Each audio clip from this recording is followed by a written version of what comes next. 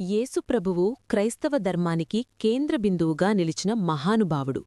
ఆయన ప్రేమ, క్షమ, త్యాగం, సేవ అనే విలువలను ప్రపంచానికి బోధించిన దేవుని కుమారుడిగా క్రైస్తవులు విశ్వసిస్తారు.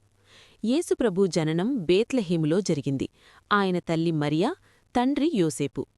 యేసు జననం సామాన్యంగా కనిపించినప్పటికీ ఆయన జీవితం మరియు బోధనలు మానవ చరిత్రను మార్చాయి. యేసుప్రభువు చిన్ననాటినుంచే దేవుని చిత్తానికి విధేయుడిగా జీవించాడు. పెద్దయ్యాక ఆయన ప్రజల మధ్య తిరుగుతూ ప్రేమ, దయ, క్షమ గురించి బోధించాడు.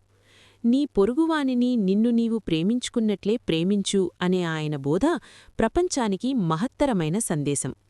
ఆయన పేదలను, రోగులను, పాపులుగా భావించబడిన వారిని కూడా ప్రేమతో ఆదరించాడు.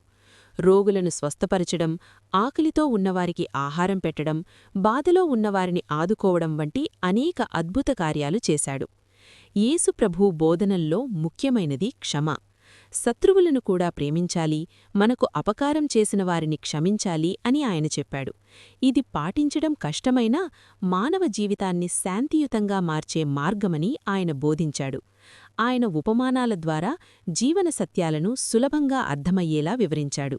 మంచి సమారీయుడు, తప్పిపోయిన గొర్రె, తప్పిపోయిన కుమారుడు వంటి ఉపమానాలు ఆయన బోధనలలో ప్రసిద్ధమైనవి.